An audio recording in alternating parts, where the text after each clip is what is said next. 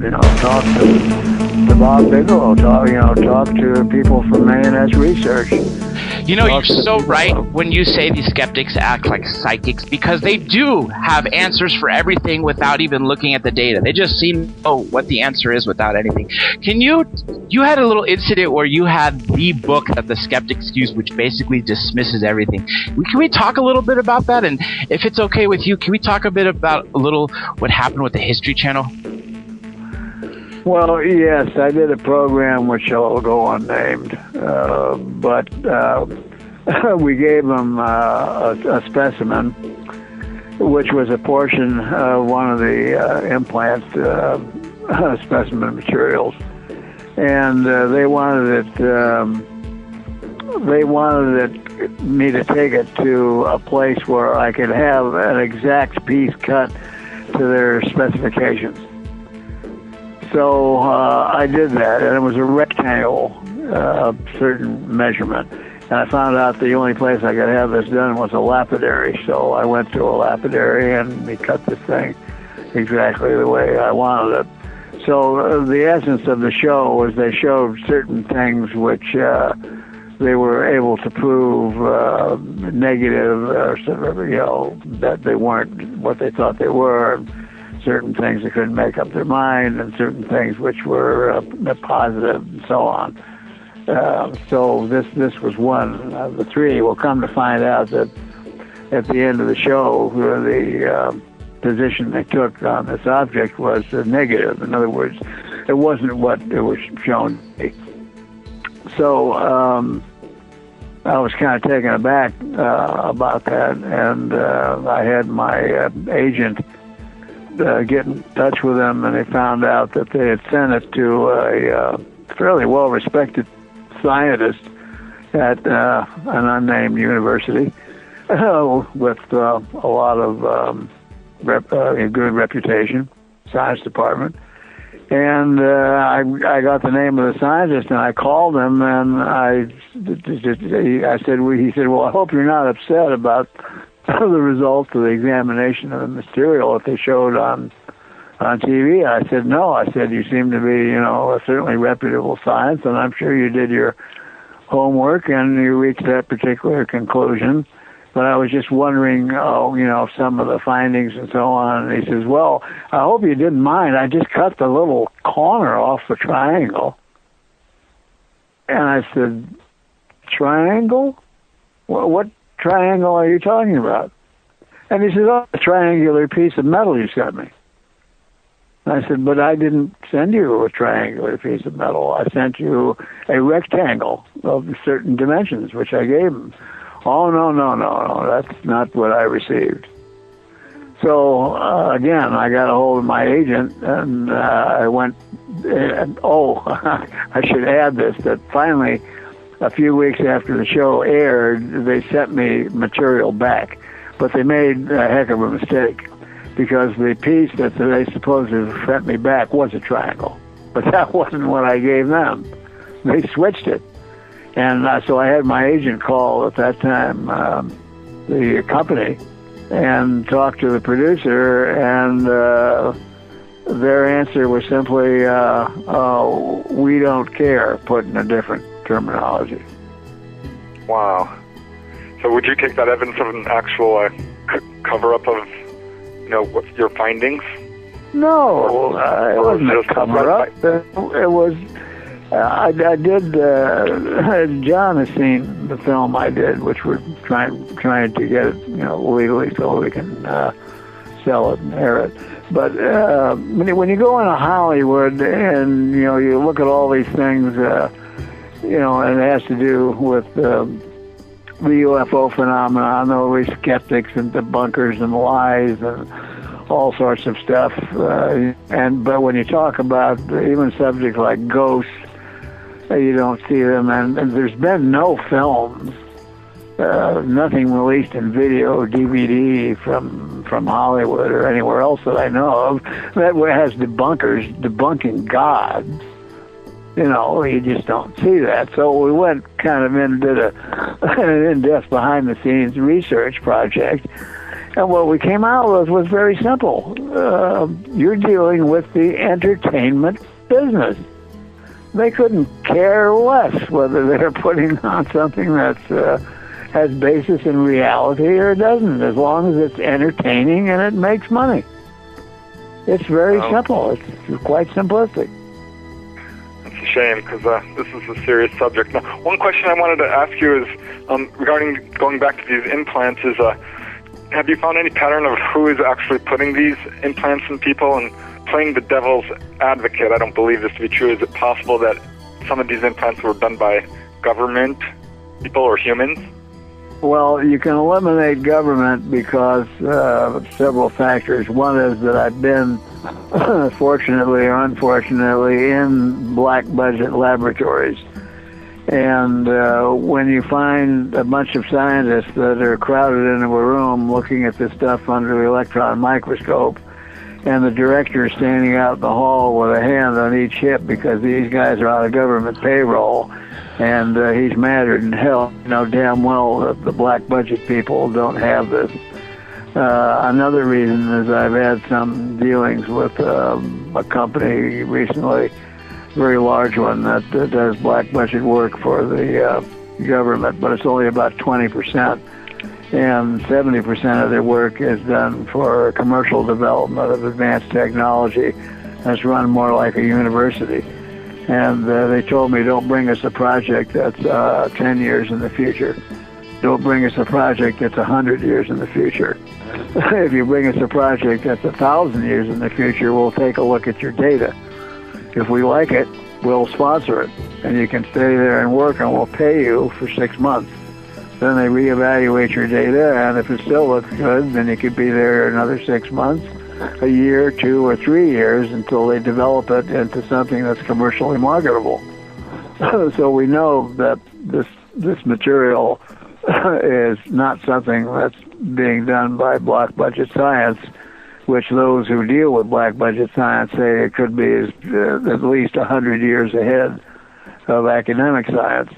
And relative to the objects themselves and where they come from, we have a scientist, very well-respected nuclear physicist, which is on our board, Dr. Robert Kuntz, and he's looked at the isotopic ratios in these objects and determined that and he bases his calculations on the Big Bang. And to get the isotopes that we find in these objects, it's convertible through a constant into a galactic distance. And he said they come from at least 1/3 away across the Milky Way galaxy, and probably from a civilization that's at least 1 million years older than we are. So do you have any idea who, are these implants from abductees who have seen grays? Well, when abductees talk about seeing grays, and when we look at the Cumbergus footage, which I was there while it was being shot in Turkey, and you see grays that are in the front of operating a craft, you know that grays involved, but who are grays? We look at people from China, Korea, other, various parts of the Orient, and to us, they all look Oriental. So we can say we want to group all the Orientals into one bag. I don't think so. Maybe there's grays from, different portions of the universe or the multiverse. Dr. Lear, do you remember in '74, Sagan sent out a binary code basically describing where we're located in our galaxy, that we're carbon-based and all that, and what our size is, and we occupy the third planet from the sun in our solar system. When we received back a signal, I think it was in 2001, 2004, I'm a little bit unsure. Crop circle. Yes, the crop circle stated that they occupy three planets in the Zeta Reticular star system. So wouldn't that fit perfectly with the grays looking a little differently, maybe the tall ones, the short ones, the skinny ones? Because that's just 3 planets right there, and maybe they evolved a little bit differently, or I don't know if they started on one planet, moved to the other, but that just fits in perfectly with what other people are saying. Everything ties in. Yeah, it does. And if you look at, it depends on who you believe and who you think is credible and who's non-credible and blah, blah, blah, blah, blah. But people like Dan Burrish, who I had grave doubts as to his authenticity until I met him, and he invited me to a lecture at Caltech. Well, come to find out, John, as a legal person, you can't walk off the street and lecture at Caltech. Dr. Lear, we seem to have gotten a caller, area code 623. Where are you calling from, and what's your name? I'm calling from Arizona. My name's Alex. I just want to listen in for right now. I'm calling from work. I'm not currently next to a computer, so if you guys don't mind. Okay. Muting out right now. Questions for Dr. Lear or Preston or anybody? Not at the moment, but because I just got in right now. You can. Just keep your end on the quiet. And sorry about that, Dr. Lear. Let's go ahead and pick up where we were going with Dr. Dan Burrish. Yes, as I said, he invited me to a lecture he gave at Caltech, and I did some research on what you have to do to lecture at Caltech. And you can't just walk off of the street and walk in there. It's quite a process you got to go through. So I was very impressed with that, and the fact that when he was introduced by an Indian professor of physics, the first thing that was said was, "I'd like to thank the United States Department of Defense and Dr. Dan Burrish for appearing here today." And this was all filmed, and I was impressed. And then he volunteered to actually help me do some research. So I gave him some material, and within a month I got a report back. That was probably the finest piece of scientific investigation that I've had turn out. I would say it was even better than what Los Alamos or New Mexico Tech produced. When Bob Lazar came out in the late 80s, and he was received with a lot of ridicule, but I believed him, and then they said they couldn't find his record, they couldn't find this. Well, George Knapp uncovered a Los Alamos directory with him in it, which obviously, if you work at Los Alamos, you obviously, as a scientist, not a janitor, you more than presumably have a decent degree from a good place. And this just goes to show how easy it is for them to cover it up. But when Dan Burrish came out, he actually was able to corroborate a lot of Bob Lazar's story. And, of course, expand on it with the work that he did with the J-Rod in S4. And I think that they both corroborated each other, and that's what I think makes Mr. Burrish or Dr. Burrish very credible. I saw several of his interviews, hours combined. He goes into serious detail of everything he works in. I honestly think he's the real McCoy as well. Oh, I spent some time initially with him because, as I said, I had no faith in his story whatsoever. And I kind of buttonholed him at a conference, and he invited me backstage, and I asked him very specific medical questions. And he was right on. I mean, he was absolutely exacting. There was hems, haws, or buts about the answer. But I want to return this to the subject of the grays. The J-Rods were grays. Bob Lazar talked about grays at Area 51. So are they the same grays? Now Burrish says the grays are us in the distant future. Who knows, for example, whether the civilization that was on Mars before their astronomical calamity occurred were not us in the form of grays. Yeah, so, you're right. He says that the crash in Roswell was actually the grays where we involved of living underground for 52,000 years, as basically with bigger heads because of our higher intellect, large eyes to see in dark circumstances, and smaller body because the technology we didn't need so much manual labor in the sense. And he said the reason why there was a discrepancy with the Nordics and the Greys is the ones that stayed above ground and kept the human features versus the ones that went below ground and then went to the moon and then to Mars and then to reticuli, I think just kind of fits if we took humans, put them underground 50,000 years later, wouldn't you think that they would look a little bit like that? I think in some ways it kind of makes sense. Yeah, it does. There's a rationale for that. Plus the fact that how do we know, looking at the vastness of the universe, and if civilizations reside on planets such as ours, how many of them are really surface dwellers and how many of them are alien dwellers, because if you look at the planetary geology, and planets are in a constant state of flux with the mantle moving, and those that have iron cores, that cause changes in the molten plasticity of the tectonic plates. Maybe it's a lot safer to live underground than it is on the surface. So I wouldn't be a bit surprised if there was a lot more subsurface dwellers than there are surface dwellers. Roger, I'd like to ask you a question. Your books are amazing, Alien Implants and the Alien Scalpel, but I have to tell you, your book, UFO Crash in Brazil, is also really an incredible piece of research. And you're a rare bird. You're, someone with scientific training who does more than, armchair research, actually goes out into the field and does first-hand interviews and does real research. And I'd love to hear about your research into the UFO crash in Brazil. Well, that was a case that happened fairly recently in 1996, very much like Roswell, except with the Roswell case, there was more emphasis placed on the crash of a vehicle or vehicles.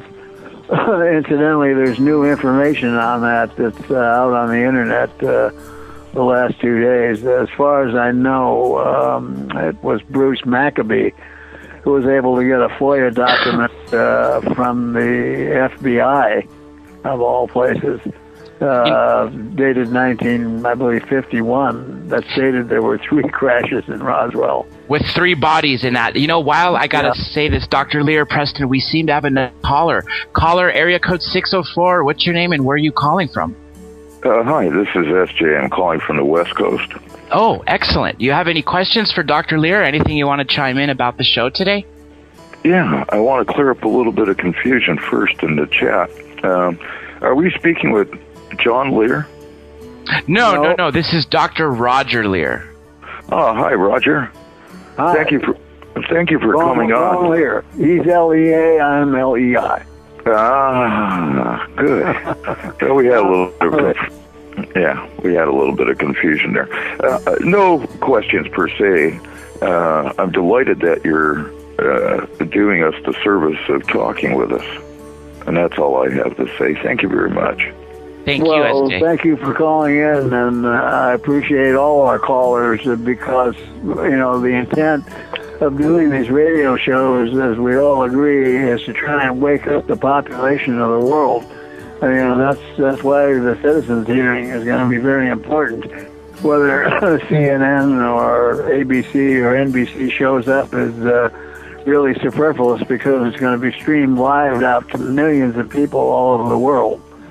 So that's the intent. But going back to Preston's comment about the Virginia case, yes, there was more emphasis placed on the crash of the vehicle or vehicles in the Roswell case, but in Virginia there was more emphasis placed on the occupants who were seen around town following the crash, and it involved 3 branches of the military. One was the Brazilian Army. The other was the fire department, which in Brazil is a military unit. And the third was the military police, which is a separate unit. But the extent of the research that I did down there when I arrived in Virginia, which is only maybe about 130,000 people, it's a small agricultural town in the state of Minas Gerais, which is mid-northern Brazil. The bottom portion of the southern portion of the state is very lush with agriculture, and the northern portion of the state is where all the jewels, all the precious stones come from. So it's a state with varying terrain, from lush growth to areas which get little or no rainfall. It was almost gray. But the incident occurred in the southern part of the state, as I said, the cultural area. But the plane landed, and I was with a couple of other people who were there to document this and do filming. And we were met coming down the stairs of the plane by a group of people one of which spoke fluent English, and introduced me to the mayor of Brazil, the mayor of Virginia. Wow. and I was absolutely flabbergasted that a mayor of any place would want to come out and meet me. So he did, and they treated me like I was a political potentate from somewhere. Gathering my bags, rushed us in a limo to the hotel, and I had dinner that night, and then the following day we started our investigation, and some witnesses came forth only because they knew I was a doctor, not because they wanted to give testimony to the case, but because I was a doctor, they hold physicians in higher esteem there, unfortunately, more than they do here today. But Doc, I got an important question to ask you. You know, you sit on 16 smoking guns, right? And we've known that for 15 years, 17 or 18 now, the media has had every opportunity to come and touch on this subject, yet they haven't. And obviously, because of some censorship, we're worrying about that it's not going to be released in the U.S. Do you think if Brazil discloses that this will force the U.S. to disclose? Absolutely. The purpose of the meetings that we have at Just Cause with the ET Media Group is to try and get number one, Hollywood to start producing films which are more realistically based on the UFO subject instead of these monster films where everybody gets eaten up and they spend $200 or $300 million and wind up losing $200 million. But Steve Bassett, who heads this up, said that a mistake was recently made by Obama, and he's going to use it. And that was Obama was asked, whether we've had any extraterrestrial contact, and he said absolutely not. That we don't know of any life anywhere else in the universe, extraterrestrial life, and none has ever visited here. So what Steve said is like a big chess game. Now he's going to use that and hit him over the head with it, so to speak.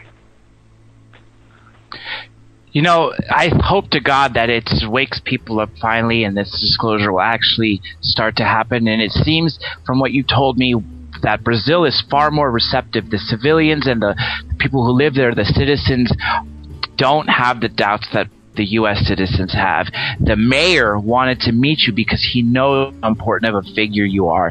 The people in the Virginia, Brazil crash were eager to speak to you. And then, do you think it was the U.S. that covered up their crash? How did that work out? Well, let me tell you. I'll be out with a new book in a couple of months. And I go, again, back to the Virginia case, and I talked about what's happened within the last year. And there's some very strange things that have happened, which you can only say that it happened by design because of probably external influence over the Virginia, Brazil populations. But you got to remember that the situation is different in Brazil than it is here. In the first place, Brazil is now energy independent. It doesn't need anything from anywhere or any other country. In fact, it's supplying other countries, whether it's oil or ethanol or whatever. It's a country which grows, non-GMO crops. The food is absolutely excellent. Their standard of living, although it's a 4-tiered standard of living, is still pretty good for the average person. So they're a bit of a renegade. It's one of the few places in the world where you can pick up a guidebook and they'll tell you where to go see UFOs. If anything UFO-wise happens, it appears in the paper, in the newspapers. It's not like here. So if Brazil was a country that would disclose, there would have quite a few ramifications, because I have documents that were signed between when Golden was the head of NASA with the Brazilian Space Agency, said that all material non-terrestrial material coming from Brazil would be turned over to the United States, but that the United States was 50-50 with the commercial development of this with Brazil. Well, what happened was they never did. And I think that one of the indications, one of the Brazilian responses, was the calling of A.J. Gerard and 4 or 5 other noted UFO researchers to Brasilia, and they had the meeting with the Brazilian Air Force, and they released over 2,000 documents. Now, I have those 2,000 documents, and they are absolutely fantastic drawings and photos of stuff that has been going on in Brazil. But AJ said that's the top of the iceberg. But the Varginha case, as I said, there was some great stuff that of world interest that went on there. That you can still find it on the internet. But I interviewed the 3 girls who were witnesses to one of the ETs. I interviewed their mother, grandmother. I interviewed the wife of the deceased military police officer, a young fellow who was about 25 years of age with the name of Marco Eli Charese. He had saw one of these ETs trying to cross the street, realized that he was injured, went over to him. He gave no resistance. He guided him back to another very small vehicle with one other driver and put him on his lap. No protective gear, no face mask, no gloves, no nothing. He put him on his lap, and they took him to a first aid station. And a first aid station in Brazil is very primitive. They said they're basically not even set up to treat an animal, more or less a human being. They're for very minor things. And from there, they went to a hospital called Hospital Regional, which is in the city of Varginha. And there was a large contingent of military, but they didn't think that was unusual either, because there was a base that was nearby, and whenever there was an accident or a medical urgency, they came in large numbers to the hospital. But to make a long story short, this ET was forced, I should say an orthopedic surgeon on the staff was forced to operate on a fractured leg on this ET, and I interviewed him also, and it's in the book UFO Crash in Brazil. Quite an emotional situation. Doctor, do you know how many crash and retrievals there have been in Brazil? I know there's been a few. There may have been more. I don't know how many of them were done by the Brazilian authorities, but I do know that all material from the Varginha case was eventually taken to Sao Paulo and loaded onto a C-5 U.S. Military transport plane and taken back to unknown area in the United States. But as to whether they've done their own crash retrievals, I suspect that they probably have. There's a lot of things about Brazil that are not made public knowledge. There's probably more pyramids in Brazil than there is certainly in Giza, Egypt, or in Central America. And these pyramids, one of them is larger than Cheops, but they're well guarded by the Brazilian government. No one is allowed in there. They're covered with vegetation. They've never been excavated. So there's a long history of ancient artifacts that are in Brazil, as there is in Peru and some of the other South American countries. In your research into, not only the Brazil crash, but alien implants, did you ever receive any interference from, I'm going to say government or whoever is, actively covering this stuff up and holding the wreckage of the bodies and so on? The only one I had was locally within the state of California, where I came out with my first book, whatever year that was, and the medical board trumped up a case against me with a patient who had been deceased for 10 years. and he died of some other causes. And I had performed a surgery on him, and he came down with a post-op infection and was responding well, and he got into the hands of another doctor who put him in the hospital, and they wound up, I think, with an amputation. But 10 years went by, and I think he died of a heart attack or something else, and they went back and trumped up a case for me. But when I went to the office and the guy left the room, I kind of rummaged through his desk with a pencil, and guess what was laying on his desk? Was a copy of my book. So. Oh, really? Wow. So I had to do my penance, and the only time they came back to me after that was that the use of the word doctor. They didn't like me using doctor because I could be confused with a general physician. So I didn't put the qualifier, but that had nothing to do with me. I've done, a few thousand hours of radio and at least 1,000 hours of television, and they refer to you however they want to refer to you. So it's not under my control at all. Doc, I had two things I wanted to say. First, have you heard about that case that happened in I think it was the early 70s in Mexico? Apparently there was something coming from space, just like with this Brazil crash, where NORAD found this object and assumed it was going to Mexico, possibly Texas, and then they alerted the Mexican authorities. Apparently it crashed into a civilian plane. The Mexicans said nothing happened.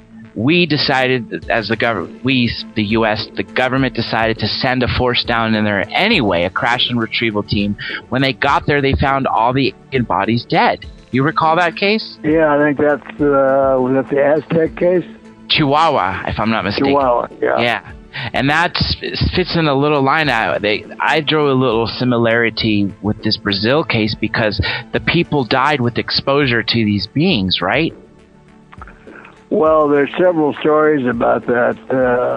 Some say they were murdered on the spot.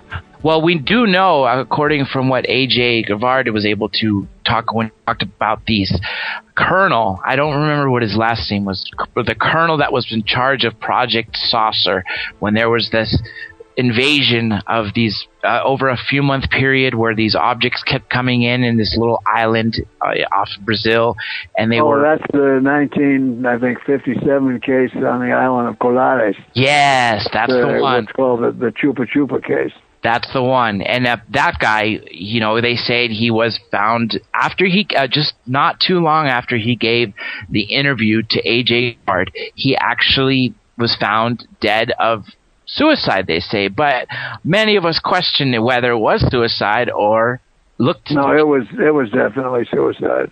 Oh. He had become, and it wasn't exactly right after, he had retired from the military, and it was several years later, but he obviously couldn't cope with what happened to him, and evidently not his close friends not believing his story.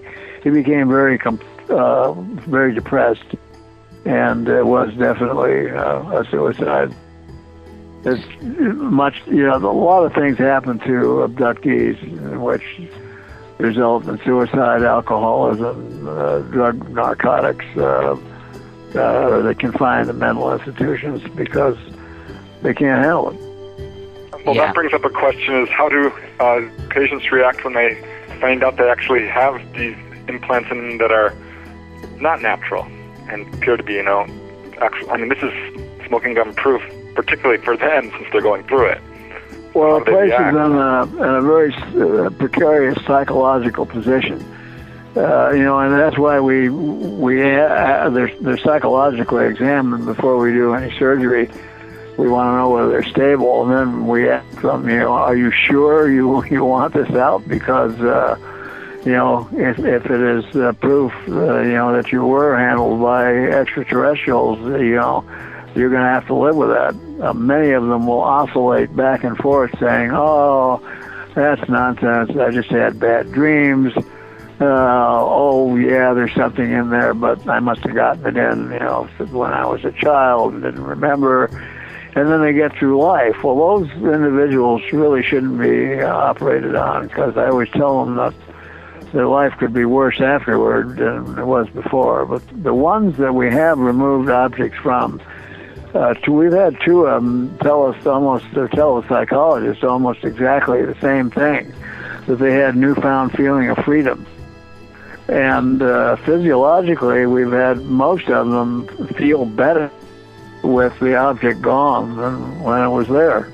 We had one case of a military intelligence officer that weighed about 200 and some odd pounds when he entered the military, and then he blamed the military for exposing him to some ET technology, wound up with an implanted device, and when he was discharged from the military, he weighed 80 pounds. That was in very poor health. Well, after the object was removed, he started to gain weight and felt better.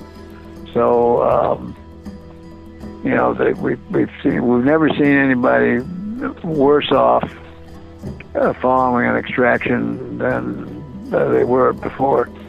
Dr. Lear, have you had anybody that you've removed an implant come to you and say that they were taken again and another implant has been inserted? Well, we've had a large percentage of them that are continually abducted, but so far there's been no further sign of reimplantation, which I find very unusual, because I was asked many times, who else in the world is doing what you do? And I can't answer that. I don't know of anybody that's doing.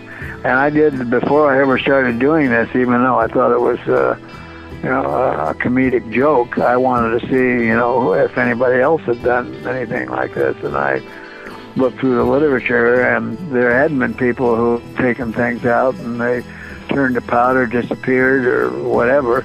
Whitley Strieber, years before I got involved in the field, was operated on by a Dr. Lerma in Texas, because he had an implant in his ear. And he opened it up and grabbed a whole little piece of it and was able to get it. But the rest of it moved out of the way, and he got so scared that he just took suture material and closed it up. So that's it, buddy. I don't want anything more to do with this. So I've had a lot of abductees tell me that they've gone to doctors, and the doctors have become very upset when the abductees tell them, well, no, I haven't had surgery, because the doctor is pointing to various scars or even objects in their body, and cannot explain them. So this is a challenge, I think, not only for the abductees, but for people like you. Yeah, well, that's I guess I get them because they come to me. Now we get thousands of contacts, but it's only about 10% that are possible candidates for surgery, and then when you narrow that down, it's only about 1% of the 10% that are individuals that you want to perform a surgery on. We set up a really strict set of criteria and protocols for doing these cases, and we have to do that because we want this pure science. That's the same way we treat the specimens. We treat it as if it was, a murder case or, physical evidence of a crime scene. Once they're confined in the container, they're sealed and signed. And it's never opened again unless there's witnesses or it's photographed or videoed. So we try and protect even when they go to a laboratory. The laboratory technician has to sign a document stating that he's receiving the specimen in a container that's sealed with such and such a signature, and they're opening the container on such and such a date at such and such a time for a specific purpose, EDX testing or SEMs or whatever.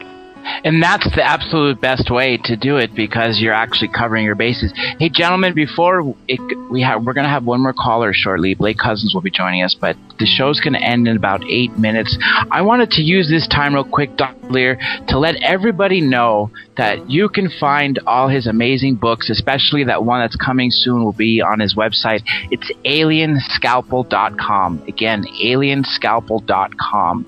Find Dr. Lear's website. You'll find a whole bunch of information. And while we're on the topic of websites, I also want to mention Preston's. PrestonDennett.com. DNNETT. There you'll see his library of books too. So all you listeners out there, be sure and check out both websites. Find amazing books on them both. You know, as we're coming down to the last few minutes of this time, I think if we had to summarize everything into, you know, we've had a great almost 2-hour talk of talking about these otherworldly specimens that have come from 16 different surgeries, which have been to the top of the cream of the laboratories have tested these things. What else do you think it's going to take to wake the people up, Doctor? Well, I think that if everybody participated in some activity towards that goal, people would be waking up faster than they are. For example, you just mentioned Preston's website and Preston's books. I mean, he's got a lot of books out there, folks.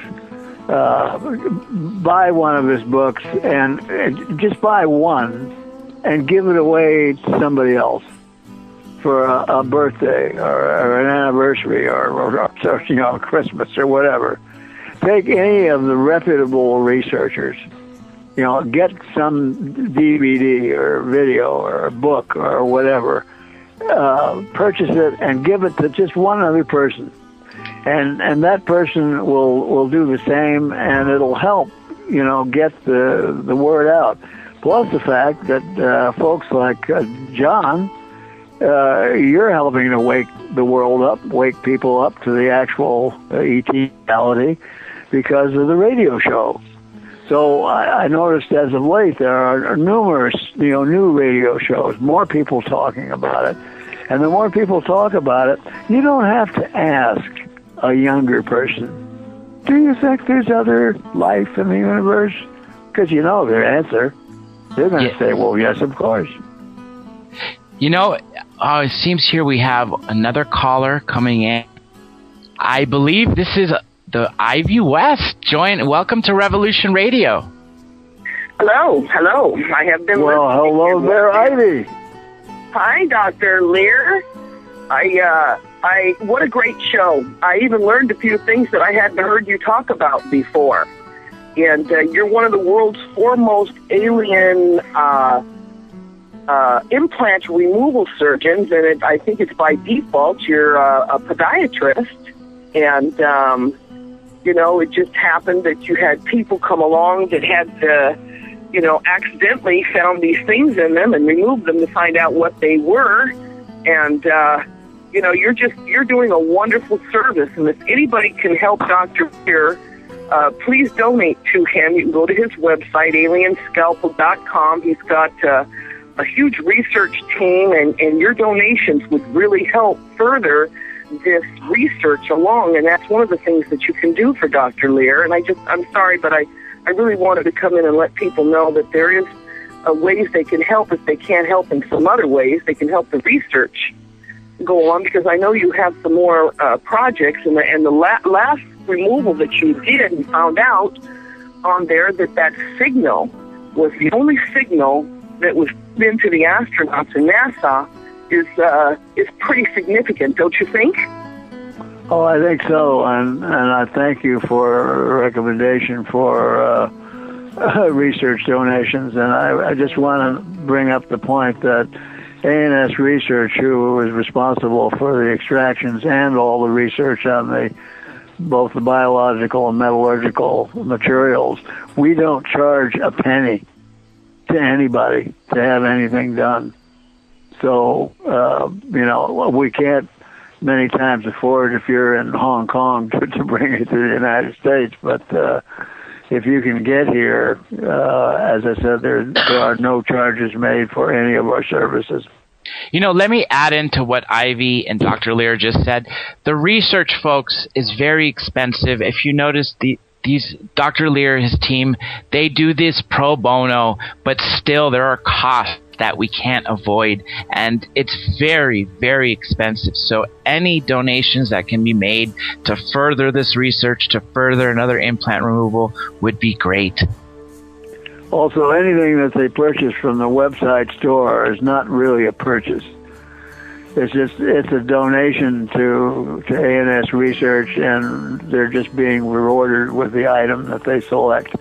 So it's totally tax deductible because it's a 501c3. So you're not really purchasing anything from ANS. It's just you're making a donation and you're choosing the product that you would like to receive. Wow, that's really nice that you allow that, so you actually get something for your donation, a memento, something to show that you're contributing, and just to keep the research going and all. And John, you're doing a fantastic job, too, there. I know you folks had some problems earlier, but you guys hung in there and got it straightened out. So it was very, very good. We know what that's like, don't we, Ivy? Oh, boy, that's for sure. We have the same problem with Professor Searle back twice now, a couple weeks back. But we're going to get things straightened out here. And, folks, you're listening to one of the radio stations, one of the newest and upcoming radio talk show hosts. And, of course, Dr. Lear has been with us for many years doing this research. And, you know, we really, really do need to support the station. We need to support the researchers out there, because the government is cracking down more and more, not allowing this research to get out. And or they'll just debunk it. They have so many people coming along to try and debunk this, and it's real. Third phase of moon. Department. And I got the name of the scientist, and I called him, and I said, he said, well, I hope you're not upset about the results of the examination of the material that they showed on TV. I said, no. I said, you seem to be, a certainly reputable science, and I'm sure you did your homework and you reached that particular conclusion. But I was just wondering, some of the findings and so on. And he says, well, I hope you didn't mind. I just cut the little corner off the triangle. And I said, triangle? What triangle are you talking about? And he said, oh, a triangular piece of metal you sent me. And I said, but I didn't send you a triangular piece of metal. I sent you a rectangle of certain dimensions, which I gave him. Oh, no, that's not what I received. So, again, I got a hold of my agent, and I went, I should add this, that finally, a few weeks after the show, talked to Bob Bigelow, talked to people from ANS Research. You're so right when you say these skeptics act like psychics, because they do have answers for everything without even looking at the data. They just seem to know what the answer is without anything. You had a little incident where you had the book that the skeptics use, which basically dismisses everything. Can we talk a little bit about that? And if it's okay with you, can we talk a little what happened with the History Channel? Well, yes, I did a program which shall go unnamed, but we gave them a specimen, which was a portion of one of the implant specimen materials, and they wanted me to take it to a place where I could have an exact piece cut to their specifications. So I did that, and it was a rectangle, certain measurement. And I found out the only aired, they sent me material back, but they made a heck of a mistake, because the piece that they supposedly sent me back was a triangle, but that wasn't what I gave them. They switched it, and so I had my agent call at that time the company and talk to the producer, and their answer was simply, we don't care, put in a different terminology. Wow. So would you take that evidence of an actual cover-up of, what your findings? No, it wasn't a cover-up. It was.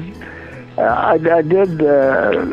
John has seen the film I did, which we're trying to get it, legally so we can sell it and air it.